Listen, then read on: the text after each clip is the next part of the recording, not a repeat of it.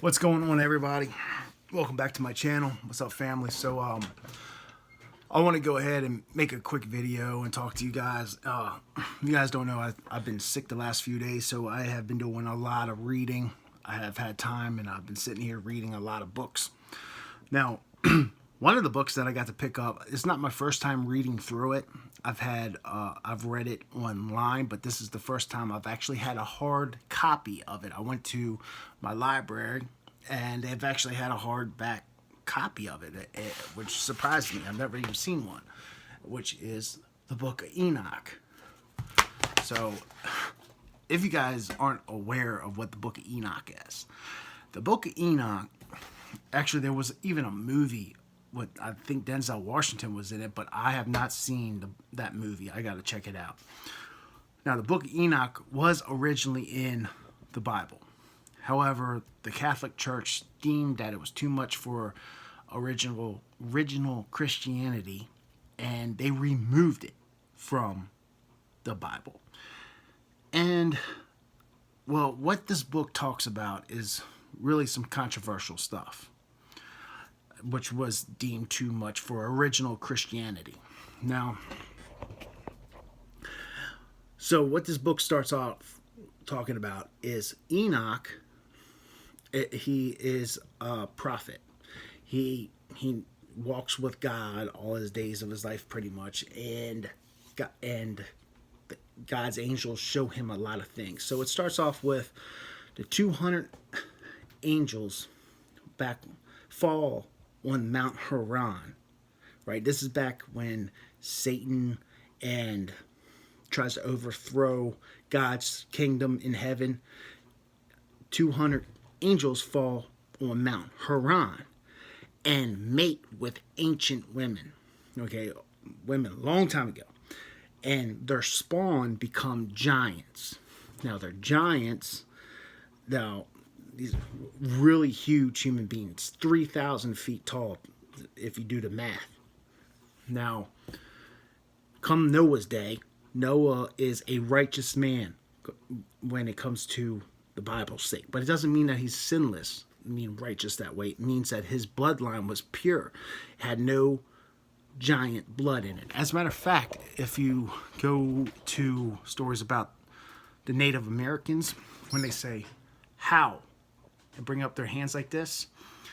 Apparently, that's to show that they have 5 fingers. Giants are supposed to have 6 fingers. So when Native Americans go, how? They're showing you that they have 5 fingers. And you're not an adversary having 6 fingers. That's where that comes from.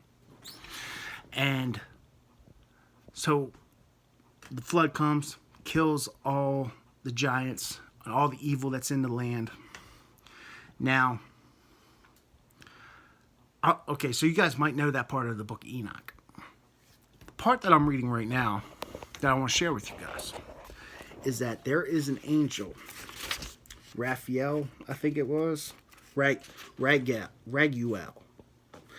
takes Enoch to the edge of the firmament, right? And past the edge of the firmament, he sees 7 stars that are bound in punishment for 10,000 years. And there are 7 mountains. Some of these mountains are set ablaze, mountains of fire he is talking about.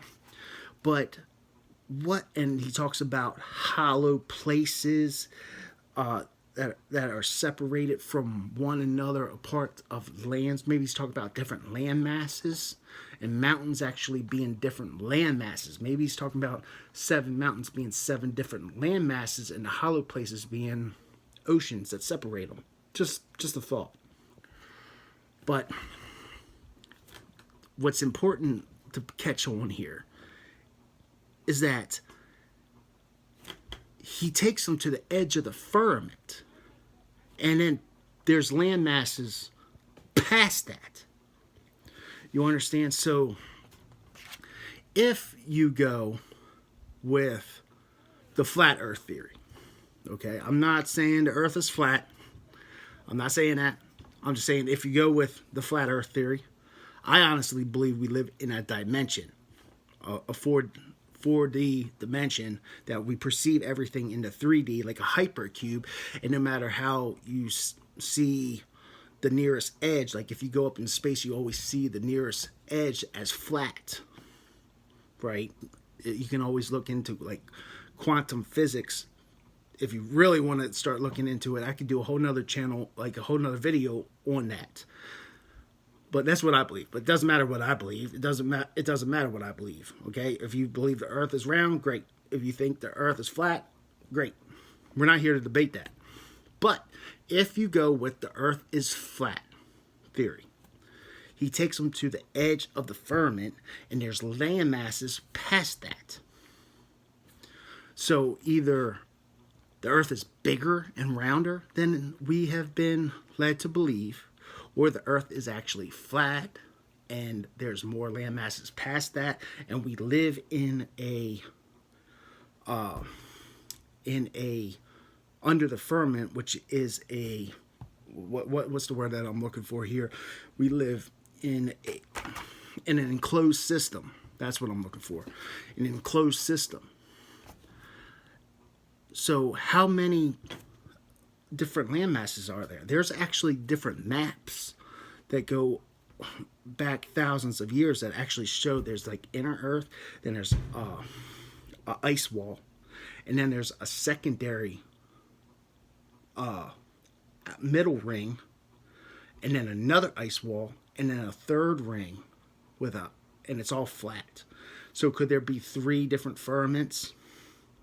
Could the earth be flat? Could we be just living in a big dimension? Or is the earth actually big and round, spinning, and it's just larger than we actually know it is?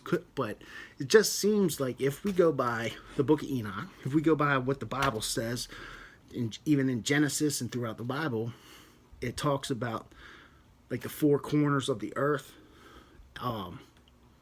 It just seems like there is much more than what we are being told by NASA, which NASA is a word for to deceive. And we know NASA has like a $50 million a year budget, and they're controlled by the CIA. CIA even has that quote, when our disinformation program will be achieved when all the masses believe whatever they believe is actually false. Have you heard that quote? I'm paraphrasing it, but that is an actual quote. So, something to think about, guys. If you guys haven't actually read this book, the Book of Enoch, it's actually really interesting. There's also like other books, Gnostic texts that have been taken out of the Bible, like the Wisdom of Solomon, which Solomon was the wisest man to ever live. Right? He was King David's son. King Solomon asked for wisdom, and God gave him wisdom and also riches and all kinds. Gave him like a third of the world's land masses. And he wrote a book called The Wisdom of Solomon. And so there was never somebody smarter or wiser to ever exist besides King Solomon. And the Roman Catholic Church back in the 1500s thought it was just too much for traditional Christianity, and they took it out. Pretty interesting, right? So why would you want to censor somebody that God blessed them with knowledge? See, all these Gnostic texts are very interesting. So if you guys are into like esoteric knowledge and wanting to learn things like I'm always wanting to learn knowledge. Always want to learn things. And go ahead and start checking out some of these books. Like Mary Magdalene wrote a book. There's also like the Gospel according to Judas. Like I read that. Like Judas tells a whole different story. Like him and Jesus were real tight, and it was a necessary evil that he had to betray Jesus for the ultimate plan to come to play. You know what I mean? And so go ahead and check it out. So go ahead, check this book out, the Book of Enoch, if you haven't already. I will do another follow-up once I'm done reading through the rest of it. But anyway, guys, I love you guys, and I will check back in with you guys in a little bit. All right, family, I love you guys. See ya.